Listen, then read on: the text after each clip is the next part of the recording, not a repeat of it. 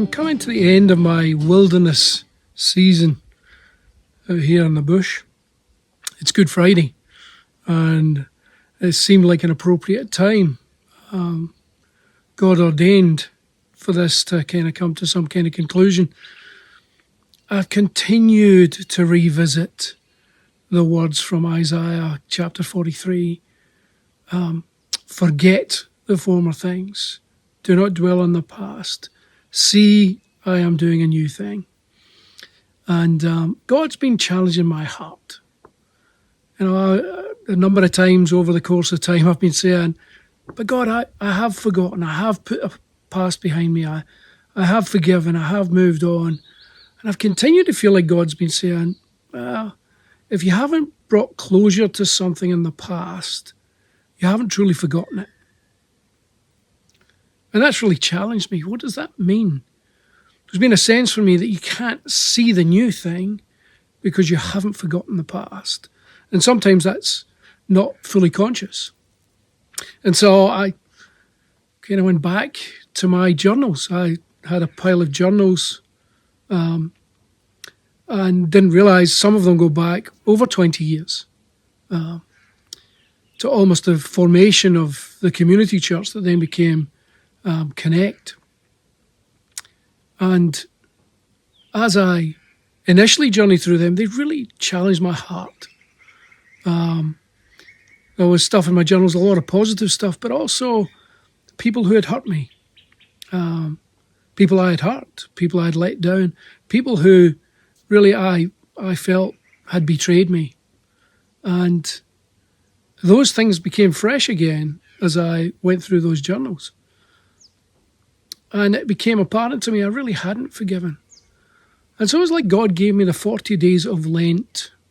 On those 40 days, every day, to actually consider someone and forgive.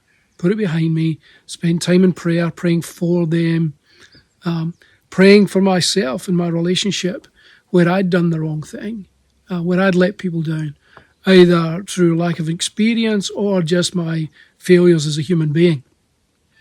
And so I kind of journeyed through, I came away, I had a pile of over 65 journals that extend over 20 years. And they came to symbolise for me my reliance on the past, the fact that I had not fully forgotten, that in a sense holding on to them was relying on my own experience, not trusting God for the way ahead. I don't know if you're a person who journals. What do you do with a journal when your season's finished? And I really have just kept them. And so it's a difficult thing to let go of those things, but it symbolises not letting go of my history, not letting go of my self-reliance, my own experience, or thinking that's going to bring the answers. Relying on my experience means I'm not placing faith in the new thing that God's doing. I'm constantly holding on to history. And so one of the things God has been challenging me about is how are you going to let go of the past to head into a new season and take hold of the future? You know, in the past I've shared this image, but it came back to me of a trapeze artist. And the trapeze artist cannot traverse to the next bar unless he lets go of the one he's holding on to.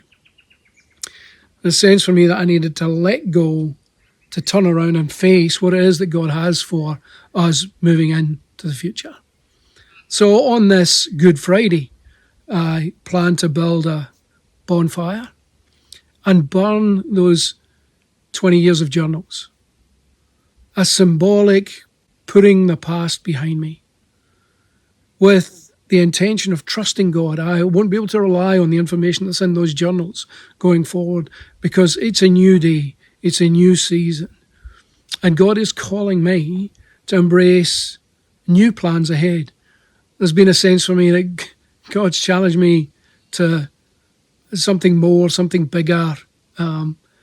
I haven't come to terms with what that means, but I do know that to step into something and trust God, I need to stop relying on myself and my history. So I plan to forget the former things so that I can see the new thing that God is doing, that God is the one who's making a way in the wasteland, and dreams will come alive out of the desert places. So this is the outcome of almost 25 years of journaling, 25 years of my life's experience, handed over to God as I seek to be faithful to forgetting the former things, not relying on my own ability, not relying on myself. And the last thing that I did was I threw into the fire the list of 40 names of people who I have been praying for, forgiving, forgetting, trying to repair what damage I could in my soul. And in each of those days, God also challenged me to replace that memory, that person, with somebody I was thankful for in my life.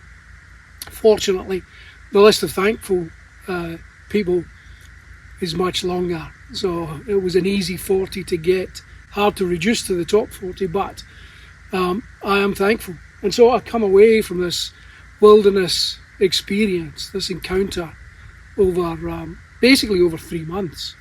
On this Good Friday, looking forward to Resurrection Sunday and heading into a new season, seeing the new thing as we forget the former things, don't rely on what we know, our history, rely on trusting God.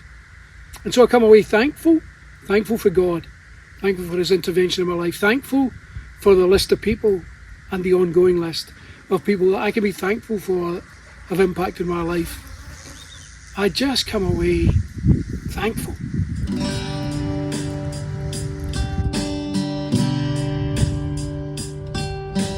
I just want to speak the name of Jesus over every heart and every mind. I know there is peace within your presence. I speak Jesus.